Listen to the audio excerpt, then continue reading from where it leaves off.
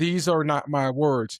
These are the words of children who are being held in this ICE detention center, waiting to be processed in whatever way ICE is going to deal with them and their families.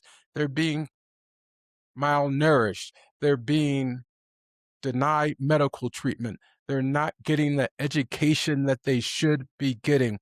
They are being treated inhumanely and without the basics of human dignity.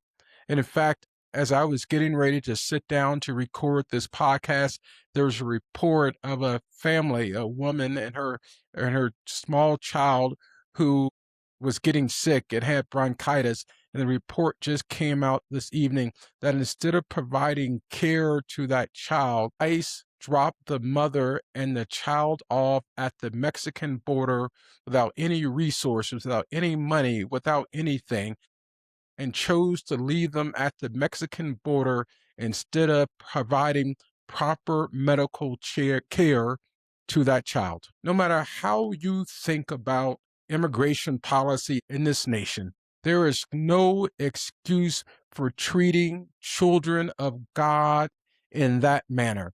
There is absolutely no excuse, especially if the leaders of this nation say that we are a Christian nation.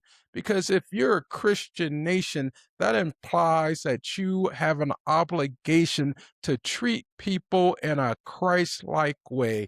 You have an obligation to treat our children in a way that reflects on the love that you have, that you say that you have for Jesus Christ. In Matthew 18, it is written, well, the story is told of how Jesus views children. It starts out with the disciples asking Jesus, who is going to be the greatest in the kingdom of God? They were more concerned about power. They were more concerned about glory. They were more concerned about self-aggrandizement. Sounds like a lot of people who are in charge in this country right now. They're more concerned about power. They're more concerned about self-aggrandizement. They're more concerned about their street cred. That was the disciples. And Jesus quickly refocuses them. He tells them, let's think about the children. He says that you're not going to get into the kingdom of God unless you have the humility of a child. And then he goes on and says, how you treat the children reflects on how you treat me. Put another way, if you treat the children this way, Lord knows how you're going to treat me. If you treat the children like this, you can't possibly have love for me if you treat my children, God's children, in such despicable ways.